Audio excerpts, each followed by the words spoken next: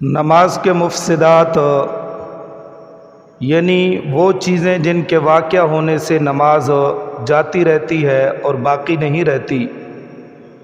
Number 1، نماز میں قصداً یا غیر قصداً، ارادے یا غیر ارادہ سے کلام کرنا۔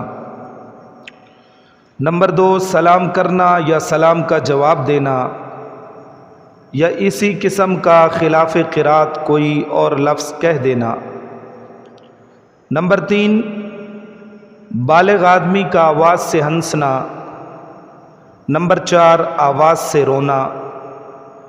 نمبر 5، درد یا رنج کی وجہ سے آہ اف وغیرہ کرنا۔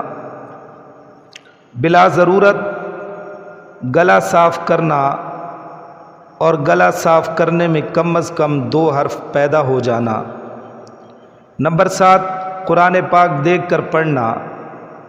نمبر 8، قراءت میں سخت غلطی کرنا جس سے معنی الٹ جائیں۔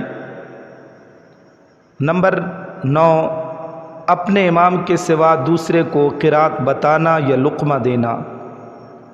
نمبر 10، نماز میں غیر نمازی کا کہنا ماننا یا امام کا غیر مقتدی سے لقمہ لینا۔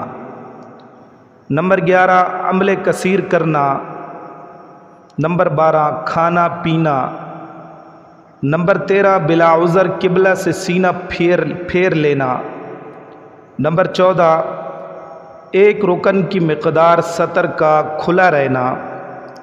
نمبر 15، نمازی کا بعض حالات میں چلنا۔ نمبر 16، مقتدی کا امام سے آگے بڑھ جانا۔ نمبر 17، عورت کے لیے بچے کا آ کر دودھ پی لینا۔ نمبر 18، عورت کا چند شرطوں کے ساتھ مردوں کی صف میں کھڑا ہو جانا۔ یہ 18 ایسے افعال ہیں جن کے واقعہ ہونے سے نماز انسان کی جاتی رہتی ہے اور ان کو نماز کے مفسدات کہتے ہیں۔